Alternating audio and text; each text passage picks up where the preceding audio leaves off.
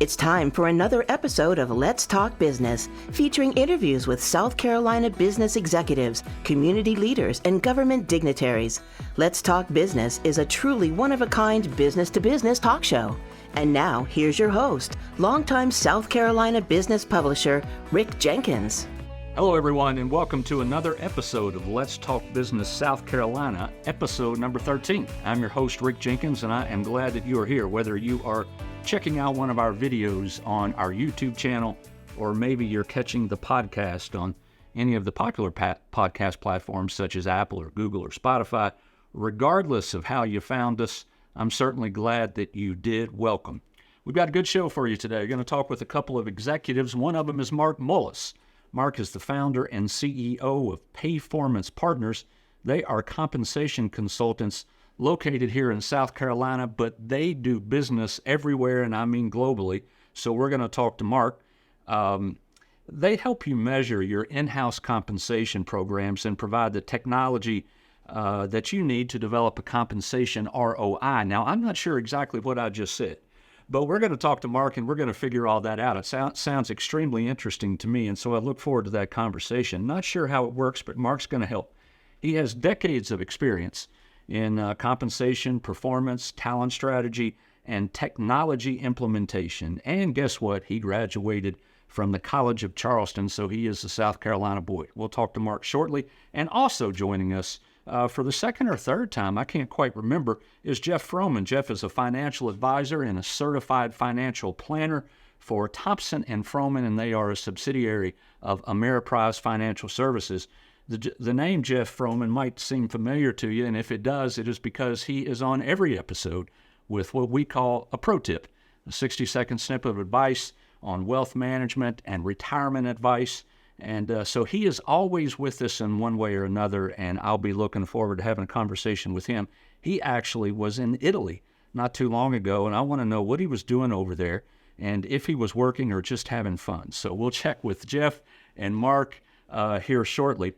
Before we take a break, though, we're going to take 60 seconds for we're just going to take a commercial break. We won't be gone very long. When we come back, we'll be talking to Marc Mullis. Thanks. I bet you want a website that drums up business. You see, every business wants to have an effective online presence that helps their business grow. At Drum Creative, we guide you through our process that will drive results by clarifying your message with a beautiful design that's strategically optimized for search. Visit our website at drumcreative.com and let us help you drum up business by designing a website that speaks to your audience and delivers results. Welcome back, everyone, to Let's Talk Business South Carolina. It's good to have you. I'm Rick Jenkins, your host, and this is episode number 13. My first guest today is Marc Mullis. He is the founder and CEO of Payformance Partners. They are headquartered here in South Carolina, but they are doing business a little bit of everywhere, all over the globe. They help you measure your in-house compensation programs and provide the technology you need to develop a compensation ROI. Now, I've never heard it said quite that way, but I know this guy, Marc Mullis, is going to help me understand it. Marc, welcome. Thanks so much, Rick. I appreciate you having me. It is good to have you here. Now, you told me before we came on the air that you drove down from Rock Hill? Fort Mill. Fort Mill, that's right. You drove down from Fort Mill, and you said that's a couple-hour drive? It is a couple-hour drive, lovingly known as Fort Thrill to anyone who lives there. Yeah, that's right. Well, I appreciate you making the drive. Before we get into business, let's talk about you for a minute. Now, you've been doing this for quite some time, a couple decades, but you have not been doing Payformance, which you founded a while back. You have not been doing that for that amount of time. First of all, when did you found Payformance Partners? It was actually 10 years ago this past April. Ago. Yeah. But you've got a couple decades of experience, right? Yeah, absolutely. Of course, graduating from the College of Charleston, moved back up to Fort Mill, started doing comp geek work then. We like to call ourselves comp geeks. We get into the nerdy situations and obviously do a lot of number crunching. So, started with a lot of large companies, and obviously in the Charlotte area, you're going to be in banking a bit and some other large companies as well before I started the company, Payformance. And what made you say, you know what, I'm going to do my own gig? Well, so I got into being a compensation geek, just crunching numbers. My degree is in psychology. I like the motivational psychology side of things. So I thought, well, all right, I like crunching numbers. I like motivating people. Let's see if we can't design some incentive plans and get people motivated to do some work, really good work for their companies. Well, compensation consultants. Now, I got to be honest. Until we met and until we had a conversation, I did not understand this, nor did I know, I don't think that it existed. And so once we got to talking, I became very intrigued about it. So let's kind of break this down. You called yourself a comp geek, is that right? Yeah. Okay. So compensation consultants, tell me what you do.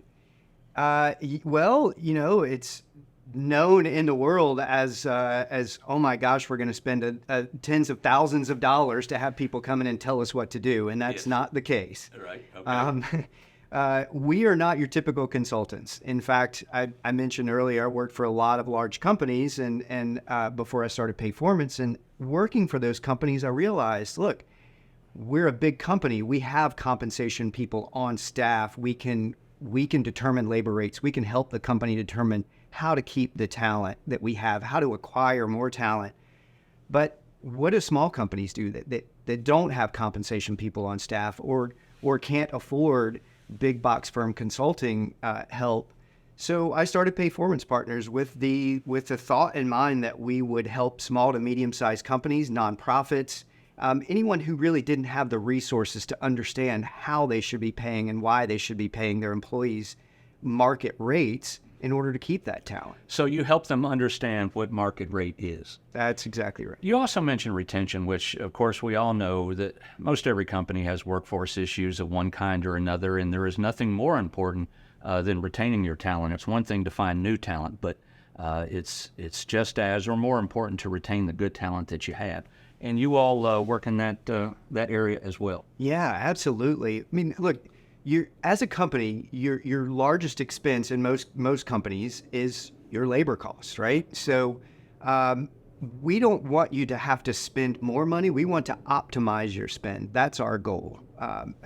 Other comp consultants, or at least the theory of comp consultants, is they're going to make me spend way more money, and that's not always the case. We look for innovative ways to optimize the spend that you currently have to better position yourself to retain that talent. So let's say a company calls you and you go in to do what you do, and they've got a staff of, let's say, 25 people. And I would assume that you're taking a look at that staff and saying, these folks might be a little under market value and these folks might be a little over market value, and you just kind of go through all of that. Mm-hmm. At some point, you're going to make your recommendations before you leave, right? Right. And some of those recommendations are, these 6 people are paid too much money, right? Now, Mr. CEO or Miss CEO, you can do with that what you want. We're just sharing that information with you, right? So I guess my question to you is, do you help those companies make those changes within their organization, or just provide expertise on how maybe it should be done?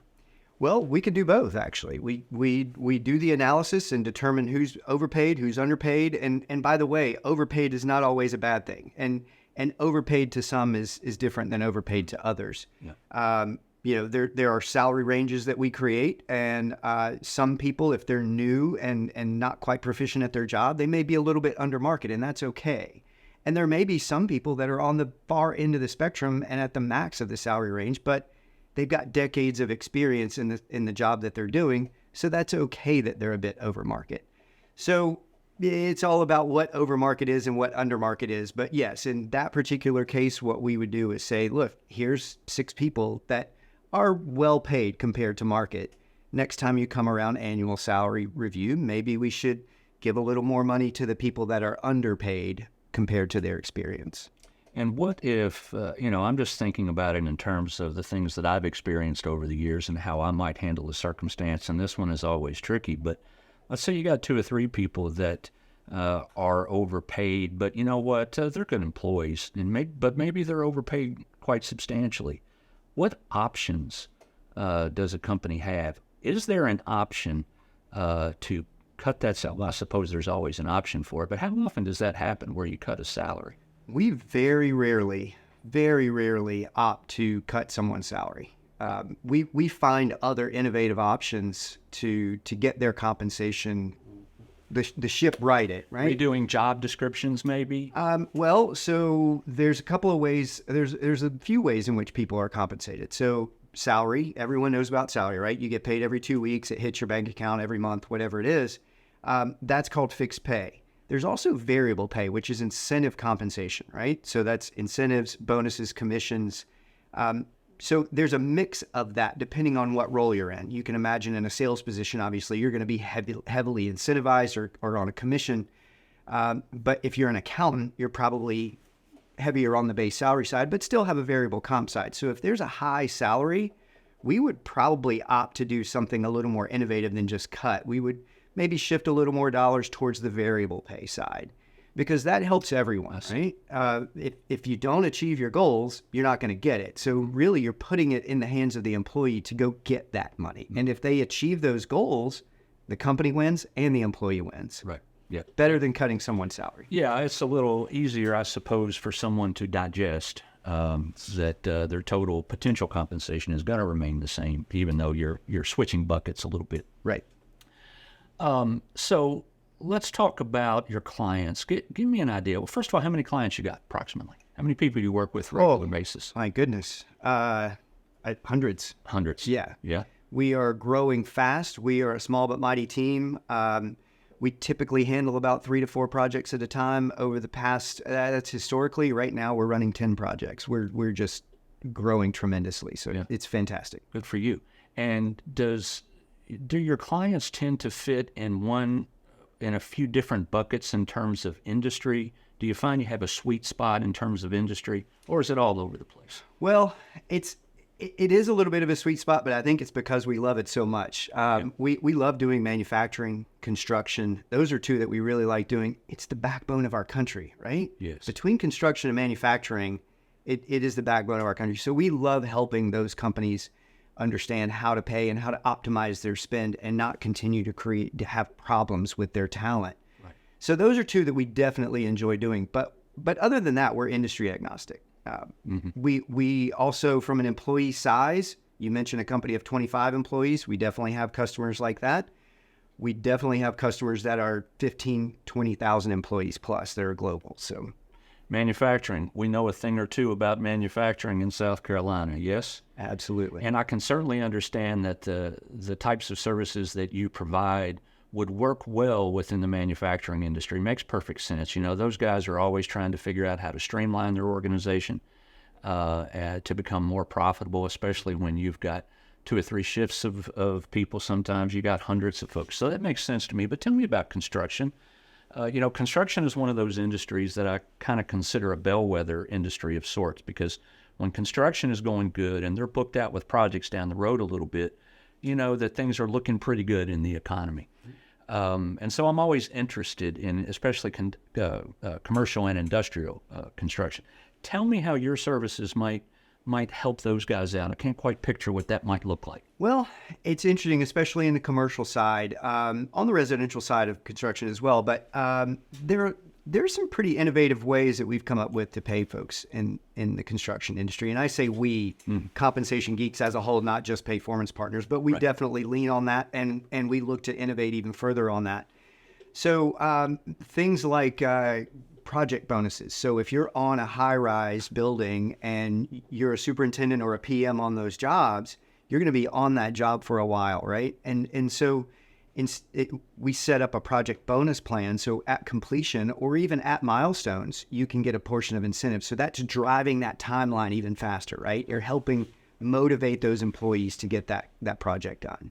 I can imagine that there are a lot of companies out there that need your services but don't realize that they need your services, or just don't understand that if they had your services that they could streamline and be a little more profitable or make better decisions. How do you find those folks? You know what I'm saying? Honestly, you had word of mouth. Look, it's been 10 years and we've not done any shotgun blast marketing at all. Yeah. So we do great work and get referred a lot of times. And we get into a construction industry or a manufacturing industry, as we were just talking about. We do some really good work. All the HR people and CFOs, they all know each other in those industries and they pass us along. So it's been really good, doing good work, great customer service, knowing our clients really well, and providing great solutions. Really, it's been word of mouth. And I know that's 10 years of successful business, no marketing There is no better way to grow a company than organically if you can make it happen. So congratulations there. Let's steer back to workforce for a second. South Carolina, in particular the upstate area of South Carolina, has performed very well in a lot of the analytics associated with workforce over the last several years, going well before the pandemic hit in March of 2020. Unemployment rate has been minuscule at times. Companies just can't find assistance. What are you finding out there as you go around and you're talking to these people? Are you also having conversations about, it's one thing to retain them, but I can't find them?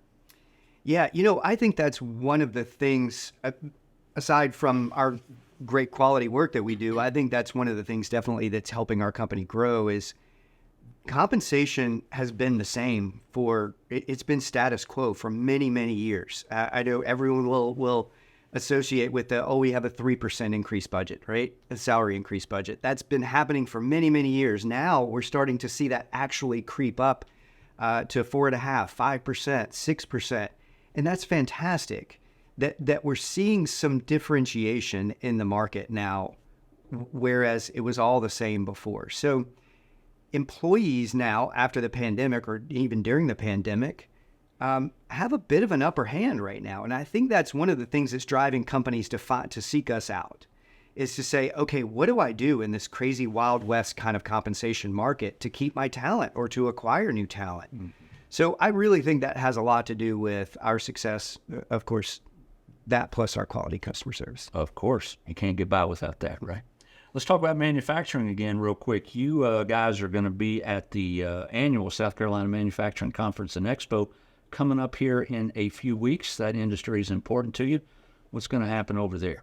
I hope a lot of fun stuff. It's going to be great. This is our first time going. I can't believe that I'm actually saying that, but it's our first time going, and we are really excited. And looking around, there's a couple of other HR communities that are going to be there exhibiting, but no other compensation consultants. So if anyone at the manufacturing conference is looking for compensation help, stop by. We're happy to help. Okay, Mark, I'm going to get you out of here on this. Let's talk about, is there any topics that are big right now, any trending topics in the comp geek world that we should all know about? Yeah, absolutely. There's lots going on. As I said, after the pandemic, it's just all kind of busted wide open here.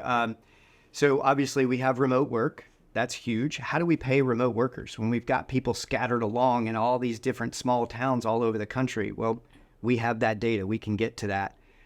So we can help out with remote work and strategies around that. If you've got a hybrid, so some people are coming into the office, some people aren't, fully remote, fully in the office. How do you pay all these people that are working differently, and some commuting in, paying for gas, paying for trains, paying for all kinds of different things, or staying at home when they're not? How do you pay those people differently? So that's one thing for sure. The other is pay transparency. There are huge laws coming around now that a number of states, I think we're up to almost 10 states now that have passed pay transparency laws, meaning that when you post a job and you're hiring for that role, you have to post a reasonable salary range, right? And so that way the person applying for the job has an idea of what it pays. So they may not apply for it, or they may apply for it simply based on that. So lots of great action happening around pay transparency. And some may say, oh, this is, back in the day, you couldn't talk about salary. You were actually encouraged not to by the company, or you might get in trouble for talking about your salary. Not anymore. That it's out on the streets. In fact, there are lots of TikTokers and all kinds of different folks that are out on the streets asking people what they get paid. Right.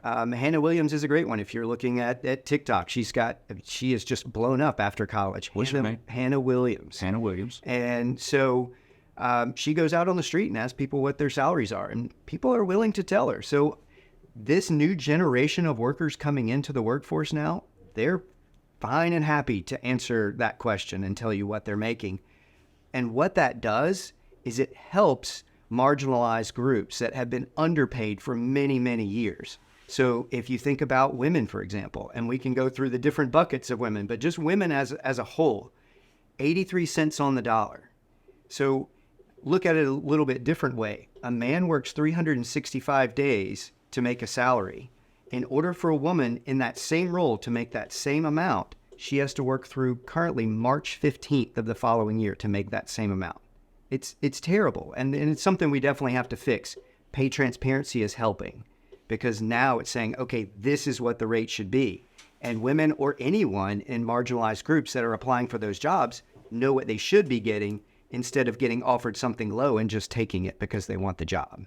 Mark, great stuff, man. Yeah. I appreciate you being here. Thanks a lot, Rick. Appreciate you having me. You're welcome, folks. That's Marc Mullis. He is the founder and CEO at Payformance Partners. We're going to take a quick break. We're going to have a 60-second pro tip coming up here from our friends over at Burr and Forman. They are a premier law firm throughout the Southeast with many, many locations, but they have offices in South Carolina, in Charleston, and Greenville, and Spartanburg, and Hilton Head, and 5 or 6 other places. They got like 8 offices here. We got, let's see, who's coming up? Doug Lineberry. Doug is a partner over at Burr and Forman, and he specializes in intellectual property law, and he is going to take 60 seconds and provide you a pro tip. We'll be right back. Thanks, Rick. Hello, everyone. My name is Doug Lineberry. I'm an intellectual property attorney with Burr Forman LLP here in Greenville. One thing I'd like to discuss today is trade secrets. I present all over the state, North Carolina, South Carolina, internationally. One thing I commonly hear is a very, very common misconception that businesses don't have trade secrets. Everybody thinks you have to be a Coke or you have to be a KFC. You've got to have the secret formula for the sauce, or you've got to have something super, super duper James Bondy. You really don't. If you have a customer list, if you have an expansion plan, if you are a chef, guess what? You're a chemist. You have trade secrets. You have secret recipes. What we want folks to know is that those have to be protected. If you do not take reasonable steps to ensure their security, you can lose those valuable trade secrets. If you have a question about how to protect those trade secrets or what might actually constitute a trade secret, feel free to reach out to us at Burr and Forman. We're always happy to talk. Welcome back, everyone, to Let's Talk Business South Carolina. I'm your host, Rick Jenkins, and welcome. I am glad you're here. I am here with my next guest, Jeff Froman. Jeff joins me from time to time. He is a financial advisor and a certified financial planner for Thompson and Froman, which is an advisory practice of Ameriprise Financial Services. Jeff, welcome to the show again. Thanks, Rick. I love coming back. Well, I'm glad you were here, and as I told the folks before the commercial break, and I'll say again, if you guys recognize Jeff's name, it's because on every episode he does provide what we call a pro tip, 60 seconds of advice on wealth management, retirement advice, that type of thing. And you know what? The last one, or the second to last one that you did, you came to us from, were you in at the time Italy or France? At the last one, we were in Nice, Italy. Yeah. Or excuse me, Nice, France. Yeah. The previous one was Lucca, Italy. So yeah. Lucca, Italy. Yeah. Sounds good. It was Luca Brasi, right? I don't know that one. But Lucca is the walled Luca Italy. Brasi, he's the character from Godfather. Oh, yeah. Yeah, okay. Gotcha. Luca sleeps with the fishes. I don't know what that has to do with anything, but it was really cool to see you with that background. It looked absolutely gorgeous. How long were you over there? We were there for 2 weeks. You and your wife, Cheryl? Yes, me and Cheryl. And we were visiting our daughter, Georgia, who lives in France, has been there for 8 years now. She's never coming home, sadly. But so, yeah, we're going there next year for her wedding. So. Oh, my goodness. Yeah. Well, it looks gorgeous. It looks beautiful. But welcome back to the stage. Thank Good you. to have you here. Let's talk business. Sure. Interest rates, they're kind of high. What are they now? The federal funds rate is 5.25% to 5.5%. So you're looking at 30-year mortgages that are over 7% now. Yeah. So then credit card rates are just going through the roof. My own credit card rates are going through the roof. Right. And what are those rates of now? Well over 20? Yeah. I mean, it depends on your credit rating, but anywhere from 18 to 26, 27%. Right. Yeah. Now, if you are a homeowner, or if you are looking to buy a home, and you go out there and you get a rate at 7.2%, right? And a year and a half ago, you probably could have got it at 4.6. Yes. A 2.5%-ish difference makes a ton of difference. It does. When that 30-year mortgage is all complete. I've looked at it before, and I don't remember, but all I know is it is a lot of money. So Yep. what do you tell would-be homeowners these days? Well, there's a couple of things. It's like if you're in the market to buy a home and you can wait, you should probably wait. We totally expect interest rates to moderate late next year, so you might be able to get that 30-year mortgage rather than at 7.25%, 7.5% now. By this time next year or end of next year, it may be down around 5. So That's a humongous. it is. It's a huge difference. I mean, the other option you have is if you really need to get in a home now, or you finally found the home in your dreams and you're afraid to lose it, you can buy down that interest rate by paying points on the interest and reducing the rate you're paying. Now, that's a great thing to do if you're going to really stay in the house for a long time, because the payback on that buy down in interest rates is about 15 years, about halfway through the 30-year mortgage. So if you're really going to stay in the home, buy down the rate. If you're not, you should probably wait. Well, if you had to have a home right now, wouldn't it make more sense to go on and buy it and then just refinance it a year from now? That's always an option. Another option is an adjustable rate mortgage. If you believe that interest rates are going to fall over the next, 5 They always to 7 make me years. nervous. Yeah, I got to be honest. I've had a couple of them, and one worked out, one didn't. But but you can with a 5 or a 7-year ARM, you start out at a lower rate, and you can always refinance later. Of course, you have to take the risk that you're still going to be able to acquire that mortgage when you want to refinance. Are your numbers still good enough? Yeah.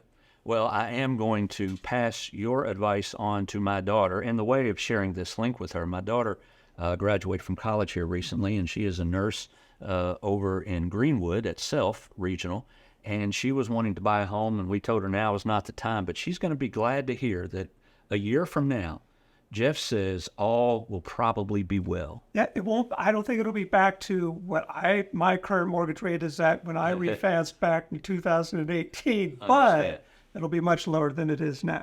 That's good to hear.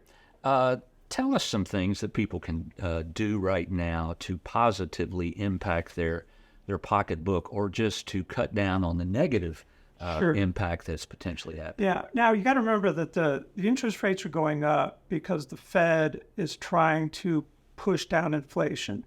And the way they do that is by reducing demand, basically making it more expensive for y'all to buy things. And they're having success with that.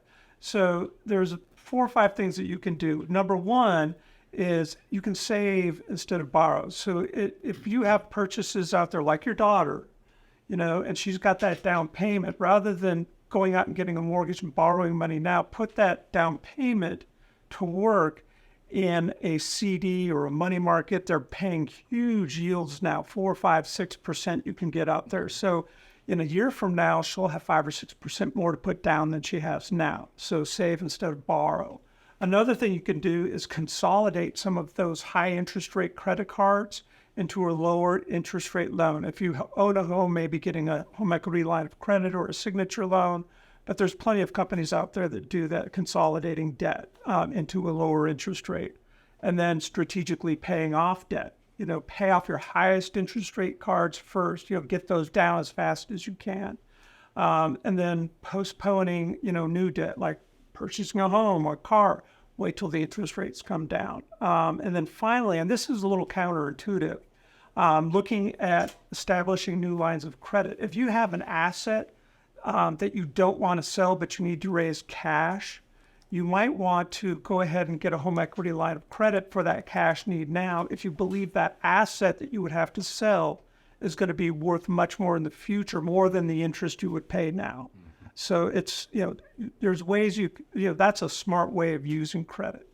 But those are some things you can do to help fight the climate in rates. From your chair, what does inflation look like these days? It's been coming down. And our chief economist, Russell Price, still believes that it's going to continue to trend down. We're at about a 3.7% core inflation, which is what the Fed looks like, excluding food and energy, because they move around a lot. We believe it's going to come down to around 3.5% by the end of this year, inflation, and then probably close to the Fed's target of 2% inflation by the second half of next year. So we're trending in the right direction. We believe we're going to continue to go that way. Don't anticipate any more increases? Things can happen, but they would probably be things that would be transitory. If we got another spike in energy prices, oil goes up, gasoline prices go up a bunch, then yeah, we could get a transitory bump back up in inflation, but the trend is going to be down because the Fed is doing a good job of killing demand, basically. I would assume if something unfortunate happens with Iran in the Middle East these days, that there could be some impact. Sure. I mean, there's always those black swan events out there. I mean, That's good. Yeah, the thing you got to remember is those things tend to be transitory. What's going on over in Israel is heartbreaking, but it is transitory. And so the markets are currently looking through that, believing that it's not going to last all that long. So yeah, there's a lot of things that could happen. A government shutdown could happen in the next 6 weeks. Mm-hmm. If we don't have a Speaker of the House and get a whole bunch of funding bills passed, we could have a government shutdown. And the Fed could decide that they need to raise interest rates more. So, we could have right now we don't believe there's going to be a recession, but if the Fed makes a mistake and pushes it too far, we could have a recession. If it's deeper than we think, that could be, bad for the economy as well. Absolutely. Certainly. Other than a government shutdown or other than things going south, even further south than they are right now in the Middle East, do you see anything else that could negatively impact what's going on? Not really. I think the reemergence of inflation and everybody's watching the Fed. As interest rates come up, the markets are pulling back. That's what we saw in August and September. It was all completely a reaction to interest rates rising. So that is what the markets are really watching right now. Of course, we're coming into earnings season. Right now, we're expecting the earnings to be, they're going to, year over year, they're going to be, there's a decline, but they've been improving over the last 2 or 3 quarters. So we're expecting those earnings, corporate earnings, to continue to improve.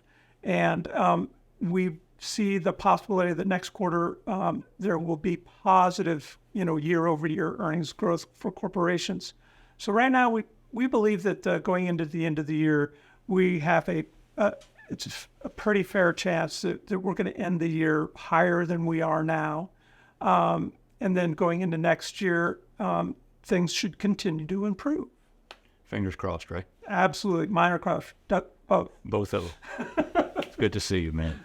Folks, that is Jeff Froman. He is a certified financial planner for Thompson & Froman, part of Ameriprise Financial Services, wealth management extraordinaire. Jeff, appreciate you joining us, and also Mark for joining us a little bit earlier. That concludes another episode of Let's Talk Business South Carolina. Appreciate you joining us, and we will see you next time.